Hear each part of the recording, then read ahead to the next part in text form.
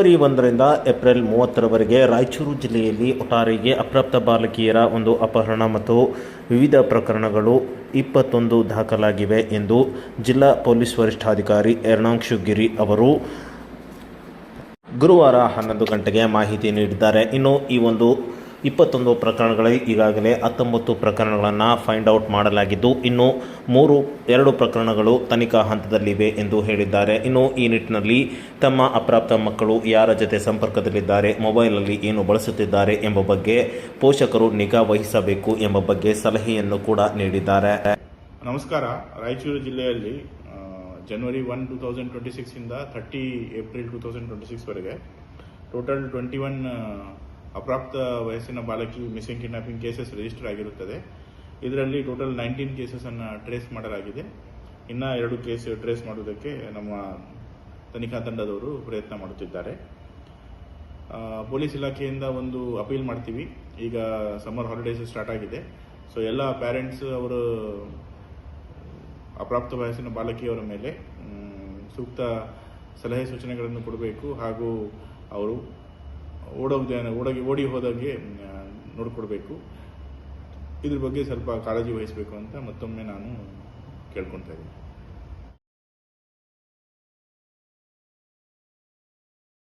ವಾಲ್ಮೀಕಿ ಸಮಾಜದ ಶಾಸಕರಿಗೆ 2 ಸಚಿವ ಸ್ಥಾನ ಮತ್ತು ವಾಲ್ಮೀಕಿ ಸಮಾಜದ ಸಂಘಟಕರಿಗೆ 1 MLC ಸ್ಥಾನ ನೀಡಲು ಹೈದರಾಬಾದ್ ಕರ್ನಾಟಕ ಪ್ರದೇಶ ವಾಲ್ಮೀಕಿ ನಾಯಕ ಸಂಘದ ವಿಭಾಗೀಯ ಕಾರ್ಯದರ್ಶಿ ಎನ್ ರಘುವೀರ್ ನಾಯಕ್ ಒತ್ತಾಯಿಸಿದರು.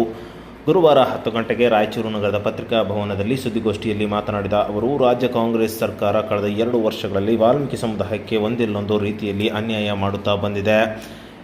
ಪರಿಶಿಷ್ಟ ಪಂಗಡಗಳ ಸಚಿವರಾದ ನಾಗೇಂದ್ರ ಅವರು ರಾಜೀನಾಮೆ ನಂತರ ತೆರವಾದ ಸ್ಥಾನಕ್ಕೆ ಕೂಡಲೇ ವಾಲ್ಮೀಕಿ ಸಮುದಾಯದ ಶಾಸಕರನ್ನು ಮಂತ್ರಿ ಮಾಡದೆ ಸುಮಾರು 2 ವರ್ಷಗಳ ಕಾಲ ಮುಖ್ಯಮಂತ್ರಿಗಳು ಕಾಲಹರಣ ಮಾಡುತ್ತಿದ್ದಾರೆ. ಹಾಗಾಗಿ ಕೂಡಲೇ ವಾಲ್ಮೀಕಿ ಸಮುದಾಯದ ಶಾಸಕರಿಗೆ ಸಚಿವ ಸ್ಥಾನ ನೀಡಬೇಕು ಎಂದು ಒತ್ತಾಯಿಸಿದರು. ಸಾಕಷ್ಟು ಸಲ ಸಂಬಂಧಪಟ್ಟ ಅಧಿಕಾರಿಗಳಿಗೂ ಮತ್ತು ಶಾಸಕರುಗಳಿಗೂ ಮನವಿ ಮಾಡಿದಾಗ ಯಾವುದೇ ಅಭಿವೃದ್ಧಿ ಕಾರ್ಯಗಳಾಗ್ತಾ ಇಲ್ಲ, ಅನುದಾನಗಳು ಬಿಡುಗಡೆ ಆಗ್ತಾ ಇಲ್ಲ ಅಂತೇಳಿ ಹೇಳಿದಾಗ ಸಚಿವರೇ ಇಲ್ಲ.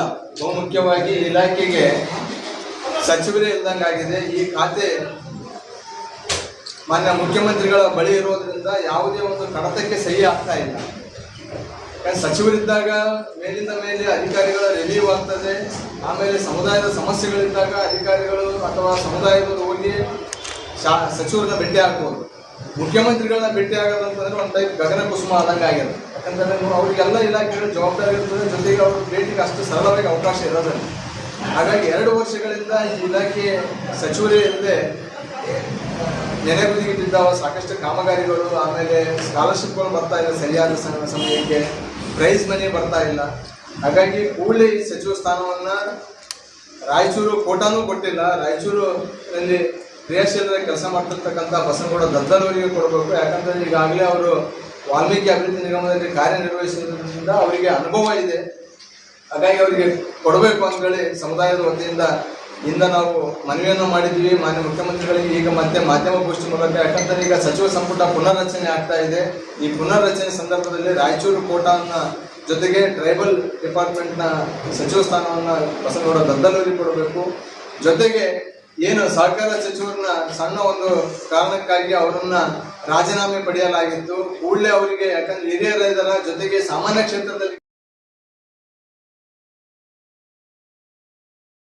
ಬಕ್ರೀದ್ ಹಬ್ಬದ ಹಿನ್ನೆಲೆಯಲ್ಲಿ ಗುರುವಾರ 10:30 ನಗರದ ಸದರ್ ಬಜಾರ್ ಪೊಲೀಸ್ ಠಾಣೆಯಲ್ಲಿ ಹಮ್ಮಿಕೊಂಡಿದ್ದ ಪೂರ್ವಭಾವಿ ಸಭೆಯಲ್ಲಿ ಭಾಗವಹಿಸಿ ಮಾತನಾಡಿದ ಹೆಚ್ಚುವರಿ ಪೊಲೀಸ್ ವರಿಷ್ಠಾಧಿಕಾರಿ ಜಿ ಹರೀಶ್ ಅವರು, ಕರ್ನಾಟಕ ಗೋಹತ್ಯೆ ತಡೆಗಟ್ಟುವಿಕೆ ಹಾಗೂ ಗೋ ಸಂರಕ್ಷಣೆಗಾಗಿ ಸುಗ್ರೀವಾಜ್ಞೆ 2020 ಅನ್ವಯ ಹಸುಗಳನ್ನಾಗಲಿ, ಹೋರಿಗಳಾಗಲಿ, ಎಮ್ಮೆ, ಕೋಣ ಈ ಎಲ್ಲವೂ ಈ ಒಂದು ಕಾಯ್ದೆಯಡಿ ಬರುತ್ತವೆ. ಕಾನೂನಿನ ನಿಯಮಗಳನ್ನು ಪ್ರತಿಯೊಬ್ಬರೂ ಕಡ್ಡಾಯವಾಗಿ ಪಾಲನೆ ಮಾಡಬೇಕು. ಕಾಯ್ದೆ ಪ್ರಕಾರ 13 ವರ್ಷ ಮೇಲ್ಪಟ್ಟ ಮತ್ತು ಕೃಷಿ ಚಟುವಟಿಕೆಗಳಿಗೆ ಅಥವಾ ಹೈನುಗಾರಿಕೆಗೆ ಸೇರಿ ಇತರೆ ಕಾರ್ಯಗಳಿಗೆ ಬಾರದೇ ಇರುವ ಮತ್ತು ಪಶುಸಂಗೋಪನಾ ಇಲಾಖೆಯಿಂದ ಈ ಅಂಶಗಳ ದೃಢೀಕರಣ ನೀಡಿದಾಗ ಮಾತ್ರ ಅಂತಹ ಪ್ರಾಣಿಗಳ ವಧೆ ಮಾಡಬಹುದು ಎಂದು ಅಂಶವಿದ್ದು, ಪ್ರತಿಯೊಬ್ಬರೂ ಇದನ್ನು ಪಾಲನೆ ಮಾಡುವಂತೆ ಮಸೀದಿ ಕಮಿಟಿಗಳ ಪ್ರಾರ್ಥನೆ ವೇಳೆಯಲ್ಲಿ ಸಮುದಾಯದ ಜನರಿಗೆ ತಿಳಿಸಬೇಕು ಎಂದು ಹೇಳಿದರು. ಅಲ್ಲದೆ ಈ ಒಂದು ಬಕ್ರೀದ್ ಹಬ್ಬವನ್ನು ಶಾಂತಿ ಮತ್ತು ಸೌಹಾರ್ದತೆಯಿಂದ ಆಚರಣೆ ಮಾಡುವಂತೆ ಸೂಚನೆಯನ್ನು ನೀಡಿದರು.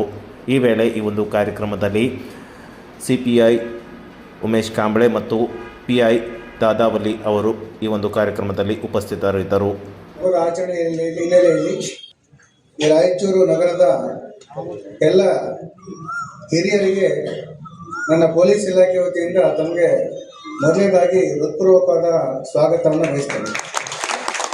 ಹಾಗೂ ಎಲ್ಲ ಈ ಒಂದು ಹಬ್ಬವನ್ನು ಆಚರಣೆ ಮಾಡ್ತಕ್ಕಂಥ ಎಲ್ಲ ನನ್ನ ಸಹೋದರ ಬಾಂಧವರಿಗೆ ಮುಂಚಿತವಾಗಿಯೇ ನಾನು ಬಕ್ರೀದ್ ಹಬ್ಬದ ಶುಭಾಶಯವನ್ನು ಸಹ ತಿಳಿಸಲಿಕ್ಕೆ ನಾನು ಬಯಸ್ತೇನೆ. ಈಗಾಗಲೇ ನಮ್ಮ ವೆಟರ್ನರಿ ಡಿಪಾರ್ಟ್ಮೆಂಟ್ನ ಅಸಿಸ್ಟೆಂಟ್ ಡೈರೆಕ್ಟರ್ ಆಗಿರ್ತಕ್ಕಂಥವರು ಒಂದು ಕಾನೂನನ್ನು 2020ನೇ ಇಸ್ವಿನಲ್ಲಿ ಸರ್ಕಾರ ಇದು ಅನುಮೋದನೆ ಮಾಡಿತು. 2021ನೇ ಇಸ್ವಿನಲ್ಲಿ ಗೆಜೆಟ್ ನೋಟಿಫಿಕೇಶನ್ ಆಯಿತು. ಆ ಕಾನೂನು ಹೆಸರು ಬಂದು the Karnataka prevention of slaughter and cattle ಅಂತ ಡೆಫಿನೇಷನ್ ಬಂದಾಗ ಯಾವುದೇ ಆಕಳು ಅಥವಾ ಆಕಳು ಕರ ಅಥವಾ ಓರಿ ಅಥವಾ ಓರಿ ಕರ, ಎಮ್ಮೆ, ಅದು ಕೋಣ ಇರ್ಬೋದು ಅಥವಾ ಮೇಲ್ ಅಥವಾ ಫೀಮೇಲ್, ಇದೆಲ್ಲದೂ ಸಹ ಕ್ಯಾಟಲ್ ಅಂತ ಹೇಳ್ಬಿಟ್ಟು ಅದು ಪರಿಭಾಷೆಗೆ ಬಂತು. ಅದರಲ್ಲಿ ಯಾವ ಕಾರಣಕ್ಕೂ ಸಹ ಅದರಲ್ಲಿ ಆಕಳು ಮತ್ತು ಓರಿಯನ್ನ ವಧೆ ಮಾಡಲಿಕ್ಕೆ ಅವಕಾಶವೇ ಇಲ್ಲ. ಓನ್ಲಿ ಬಫೆಲೋ ಅಂತ ಏನು ಮೆನ್ಷನ್ ಮಾಡಿದಾರಲ್ಲ, ಎಮ್ಮೆ ಅಥವಾ ಕೋಣ ಅಂತ ಹೇಳ್ಬಿಟ್ಟು ನಾವೇನು ಕರಿತೀವಲ್ಲ, ಅದು 13 ವರ್ಷಕ್ಕಿಂತ ಹೆಚ್ಚಿನ ವಯಸ್ಸಾಗಿದ್ದು ಅದು ಯಾವುದೇ ಹೈನುಗಾರಿಕೆಗಾಗಿ ಅಥವಾ ಕೃಷಿ ಚಟುವಟಿಕೆಗೆ ನಿರುಪಯುಕ್ತವಾಗಿರ್ತಕ್ಕಂಥದ್ದು ಇದ್ದಾಗ ಮಾತ್ರ ನಮ್ಮ ವೆಟರ್ನರಿ ಡಿಪಾರ್ಟ್ಮೆಂಟ್ನವರು ಸರ್ಟಿಫೈಡ್ ಮಾಡಿದರೆ ಅದನ್ನು ವಧೆ ಮಾಡಲಿಕ್ಕೆ ಮಾತ್ರ ಅವಕಾಶ ಇದೆ. ಇದನ್ನು ನಾವು ಕರೆಕ್ಟಾಗಿ ಇದನ್ನು ಅರ್ಥೈಸ್ಕೋಬೇಕು. ನಾನಿಲ್ಲಿ ನಮ್ಮ ರಸೂಲ್ ಸಾಹೇಬ್ ಅವರು ಮೊದಲನೇದಾಗಿ ನಮ್ಮ ರಸೂಲ್ ಸಾಹೇಬ್ ಅವರಿಗೆ ನಿಜಾಮುದ್ದೀನ್ ಅಸ್ಕಿಹಾಳ ಗ್ರಾಮದ ಹನುಮಾನ ದೇವಸ್ಥಾನಕ್ಕೆ ಸಂಬಂಧಿಸಿದ ಜಮೀನು ಕಬಳಿಕೆ ಮಾಡಿದವರ ವಿರುದ್ಧ ಸೂಕ್ತ ಕ್ರಮ ಕೈಗೊಂಡು ಜಮೀನು ರಕ್ಷಣೆ ಮಾಡಬೇಕು ಎಂದು ಅಸ್ಕಿಹಾಳ ಗ್ರಾಮದ ಹನುಮಾನ ದೇವಸ್ಥಾನದ ಭಕ್ತರ ಪರವಾಗಿ ಗ್ರಾಮದ ಮುಖಂಡರಾದ ಸದಾನಂದಗೌಡ ಪಾಟೀಲ್ ಒತ್ತಾಯಿಸಿದರು. ಗುರುವಾರ 10:30 ರಾಯಚೂರು ನಗರದ ಸುದ್ದಿಗಾರರೊಂದಿಗೆ ಮಾತನಾಡಿದ ಅವರು, ತಾಲೂಕಿನ ಅಸ್ಕಿಹಾಳ ಗ್ರಾಮದ ಪರಿಶಿಷ್ಟ ಪಂಗಡಕ್ಕೆ ಸೇರಿದ ನಾರಾಯಣಪ್ಪ ತಂದೆ ಬಸಪ್ಪ ಎಂಬುವವರು ಹನುಮಾನ್ ಮಂದಿರ ಪರಮ ದೈವ ಭಕ್ತರಾಗಿದ್ದರು. ಈಗಿನ ಹನುಮಾನ್ ದೇವಸ್ಥಾನದ ಕಟ್ಟಡವನ್ನು ಊರಿನ ಭಕ್ತಾದಿಗಳು ಸಹಕಾರದೊಂದಿಗೆ ನಿರ್ಮಾಣ ಮಾಡಲಾಗಿದೆ. ನಾರಾಯಣಪ್ಪ ಮರಣ ಹೊಂದಿದ ನಂತರ ಆತನ ಪತ್ನಿ ಹನುಮಕ್ಕ ಎಂಬುವರು ಅಸ್ಕಿಹಾಳ ಗ್ರಾಮದ ಸೀಮಾಂತರದಲ್ಲಿರುವ ಸರ್ವೆ ನಂಬರ್ 141 ವಿಸ್ತೀರ್ಣ 13 ಎಕರೆ 22 ಗುಂಟೆ ಜಮೀನನ್ನು ಹನುಮಾನ್ ದೇವಸ್ಥಾನದ ಹೆಸರಲ್ಲಿ ನೋಂದಣಿ ಮಾಡಲಾಗಿದೆ. ಮರಣ ಪತ್ರದಲ್ಲಿ ನನಗೆ ಯಾವುದೇ ರೀತಿ ಮಕ್ಕಳು ಸಂತಾನವಿಲ್ಲ ಎಂದು ಹೇಳಿದ್ದಲ್ಲದೆ ಜಮೀನು ದೇವಸ್ಥಾನ ಅಭಿವೃದ್ಧಿಗೆ ನೀಡಲಾಗಿತ್ತು. ಭಕ್ತರ ಅನುಕೂಲವಾಗುವ ದೃಷ್ಟಿಯಿಂದ ಈ ಒಂದು ನೋಂದಣಿ ಮೃತ ಪತ್ರ ಬರೆಯಲಾಗಿದೆ. ಜಮೀನನ್ನು ಕಬಳಿಸುವ ಉದ್ದೇಶದಿಂದ ತ್ರಿವೇಣಿ ಆಕೆಯ ಗಂಡ ನಾರಾಯಣಪ್ಪ ಸುಳ್ಳು ವಂಶಾವಳಿ ಹಾಗೂ ಇತರೆ ತೊಟ್ಟಿ ದಾಖಲೆಗಳನ್ನು ಸೃಷ್ಟಿಸಿ ವಾರಸುದಾರರೆಂದು ತ್ರಿವೇಣಿ ಆಕೆಯ ಗಂಡ ನಾರಾಯಣಪ್ಪ ಮತ್ತು ನಾರಾಯಣಮ್ಮ ಸೇರಿ ಸಾಕಷ್ಟು ದಾಖಲೆಗಳನ್ನು ಇದು ಮಾಡಿ ಭೂಮಿಯನ್ನು ಕಬಳಿಕೆ ಮಾಡುತ್ತಿದ್ದಾರೆ ಎಂದು ಆರೋಪಿಸಿ ಇದರ ವಿರುದ್ಧ ಕೂಡಲೇ ಸಂಬಂಧಿಸಿದ ಅಧಿಕಾರಿಗಳು ಕ್ರಮ ಕೈಗೊಳ್ಳಬೇಕು ಎಂದು ಒತ್ತಾಯಿಸಿದರು. ಶ್ರೀ ಹನುಮಕ್ಕ ದಿವಂಗತ ಹನುಮಕ್ಕ 1966ರಲ್ಲಿ ಹನುಮಾನ್ ಮಂದಿರದ ಮೇಲಿನ ಭಕ್ತಿಯಿಂದ ರಿಜಿಸ್ಟರ್ಡ್ ವಿಲ್ ಡೀಡ್ ಮೂಲಕ ನನಗೆ ಹೆಣ್ಣಾಗಲಿ ಗಂಡಾಗಲಿ ಯಾವುದೇ ಥರದ ಸಂತಾನವಿರುವುದಿಲ್ಲವೆಂದು ಅದಕ್ಕಾಗಿ ಅಸ್ಕಿಹಾಳ ಸೀಮೆಯಲ್ಲಿರುವ ಸರ್ವೆ ನಂಬರ್ 141 13 ಎಕರೆ 22 ಗುಂಟೆ ಜಮೀನನ್ನು ಶ್ರೀ ಹನುಮಾನ್ ಮಂದಿರದ ಸರ್ವತೋಮುಖ ಅಭಿವೃದ್ಧಿಗಾಗಿ ರಿಜಿಸ್ಟರ್ಡ್ ವಿಲ್ ಡೀಡ್ ಮೂಲಕ ನೋಂದಣಿ ಮಾಡಿಸಿ ದಾನವಾಗಿ ಕೊಟ್ಟಿರುತ್ತೇನೆ ಎಂದು 1966ರಲ್ಲಿ ಹೇಳಿರುತ್ತಾರೆ. ನಂತರ ಆಕೆ 68ರಲ್ಲಿ ದೈವಾಧೀನರಾದರು. ಆಗಿನಿಂದ 2007ರವರೆಗೆ ಅದ್ಯಾವುದೋ ಕಾರಣದಿಂದ ಆಗಲೇ ಮಂದಿರದ ಹೆಸರಿಗೆ ವರ್ಗಾವಣೆ ಆಗಬೇಕಿತ್ತು. ಯಾಕಾಗಲಿಲ್ಲ ನಮಗಂತೂ ಅಷ್ಟು ಗೊತ್ತಿಲ್ಲ.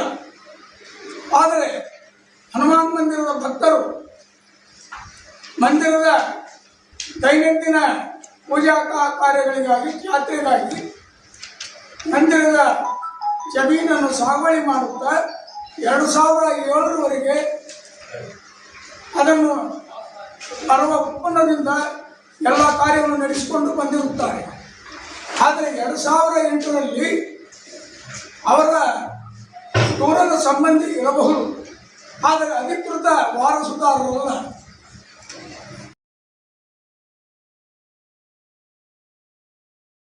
ರಾಯಚೂರು ಜಿಲ್ಲಾಧಿಕಾರಿಗಳಾದ ಪವಿತಾ ಎಸ್ ಅವರು ರಾಯಚೂರು ನಗರದ ಹೊರವಲಯದ ಯರಮರಸ್ ಬಳಿಯಲ್ಲಿ ನಿರ್ಮಾಣ ಹಂತದಲ್ಲಿರುವಂತಹ ವಿಮಾನ ನಿಲ್ದಾಣದ ಕಾಮಗಾರಿ ಸ್ಥಳಕ್ಕೆ ಭೇಟಿ ನೀಡಿ ಕಾಮಗಾರಿ ಪ್ರಗತಿ ಬಗ್ಗೆ ಪರಿಶೀಲನೆ ನಡೆಸಿದರು.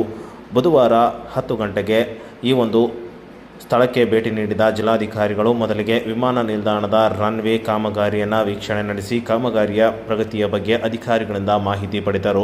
ಒಟ್ಟು 1.7 ಕಿಲೋಮೀಟರ್ ಉದ್ದದ ರನ್ವೇ ಪೈಕಿ ಇದುವರೆಗೆ 850 ಮೀಟರ್ನಷ್ಟು ರನ್ವೇ ಈವರೆಗೆ ಮರಂ ಹಾಕಿದ್ದು ಬಾಕಿ ಕಾಮಗಾರಿ ಪ್ರಗತಿ ಹಂತದಲ್ಲಿದೆ ಎಂದು ಅಧಿಕಾರಿಗಳು ತಿಳಿಸಿದರು. ಈ ವೇಳೆ ಈ ಒಂದು ವಿಮಾನ ನಿಲ್ದಾಣದ ಮ್ಯಾಪನ್ನು ಗಮನಿಸುವ ಮೂಲಕ ಎಲ್ಲ ರೀತಿಯಾದಂಥ ಮಾಹಿತಿಯನ್ನು ಅಧಿಕಾರಿಗಳಿಂದ ಪಡೆದರು. ಈ ವೇಳೆ ತ್ವರಿತಗತಿಯಲ್ಲಿ ಮತ್ತು ಗುಣಮಟ್ಟದಿಂದ ಈ ಒಂದು ಕಾಮಗಾರಿಯನ್ನು ಮುಗಿಸಬೇಕು ಎಂದು ಅಲ್ಲಿನ ಅಧಿಕಾರಿಗಳಿಗೆ ಸೂಚನೆಯನ್ನು ನೀಡಿದರು.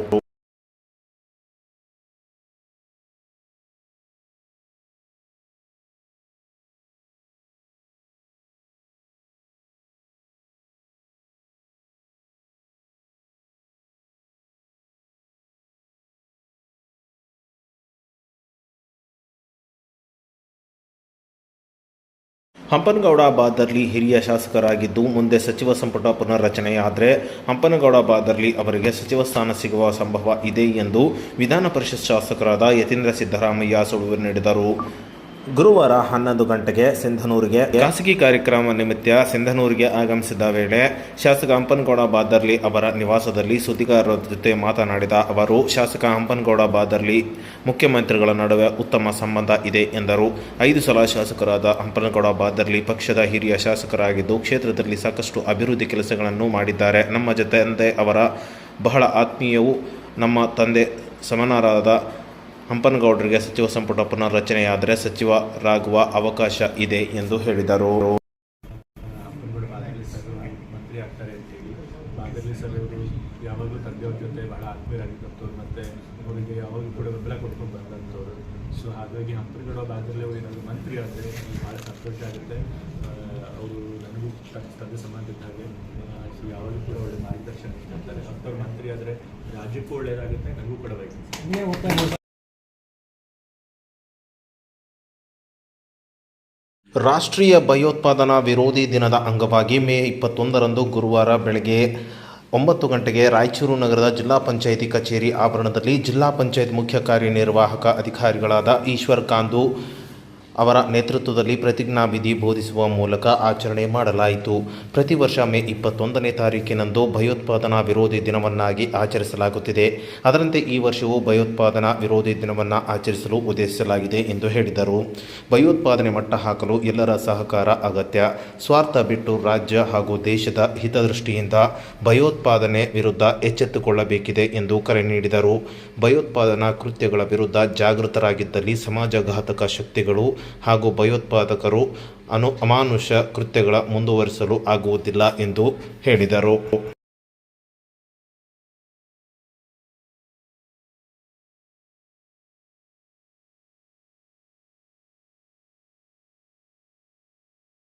ರಾಯಚೂರು ತಾಲೂಕಿನ ಕಾಡ್ಲೂರು ಗ್ರಾಮಕ್ಕೆ ಉಡುಪಿ ಪೇಜಾವರ ಶ್ರೀ ಮಠಾಧೀಶರಾದ ವಿಶ್ವಪ್ರಸನ್ನ ತೀರ್ಥರು ಗುರುವಾರ 10 ಗಂಟೆಗೆ ದೇವಸ್ಥಾನಕ್ಕೆ ಭೇಟಿ ನೀಡಿ ವಿಶೇಷ ಪೂಜೆ ಸಲ್ಲಿಸಿದರು. ಇನ್ನು ಗ್ರಾಮಕ್ಕೆ ಆಗಮಿಸಿದ ಅವರನ್ನು ಗ್ರಾಮಸ್ಥರು, ವಿಪ್ರ ಬಾಂಧವರು ವಾದ್ಯ ವೈಭವ, ಬಾಣ ಬಿರುಸುಗಳಿಂದ ಪೂರ್ಣ ಕುಂಭದೊಂದಿಗೆ ಸ್ವಾಗತಿಸಿದರು. ಅನೇಕ ಭಕ್ತಾದಿಗಳು ತಮ್ಮ ಮನೆಗಳಲ್ಲಿ ಶ್ರೀ ಪಾದಪೂಜೆಗಳು ನೆರವೇರಿಸಿದರು. ನಂತರ ಗ್ರಾಮದ ಪುರಾತನ ಹಾಗೂ ವಿಶಿಷ್ಟ ವಾಸ್ತುಶಿಲ್ಪವುಳ್ಳ ಶ್ರೀ ವೆಂಕಟೇಶ್ವರ ದೇವಸ್ಥಾನದಲ್ಲಿ ಸಂಸ್ಥಾನ ಪೂಜೆ ನೆರವೇರಿಸಿದರು. ಬಂದ ಭಕ್ತಾದಿಗಳಿಗೆ ಫಲ ಮಂತ್ರಾಕ್ಷತೆ ವಿತರಿಸಿದರು. ಕಲ್ಯಾಣಿ ವಾಸುದೇವಾಚಾರ್ಯ ಕುಟುಂಬಸ್ಥರ ಭಕ್ತಾದಿಗಳಿಗೆ ಸಕಲ ವ್ಯವಸ್ಥೆ ಹಾಗೂ ತೀರ್ಥ ಪ್ರಸಾದ ವ್ಯವಸ್ಥೆ ಮಾಡಿದರು. ಅಪಾರ ಭಕ್ತ ಸಂಖ್ಯೆಯಲ್ಲಿ ಪಾಲ್ಗೊಂಡಿದ್ದ ಎಲ್ಲರೂ ಕೂಡ ಕೃಷ್ಣಾ ನದಿ ತೀರಕ್ಕೆ ಭೇಟಿ ನೀಡಿ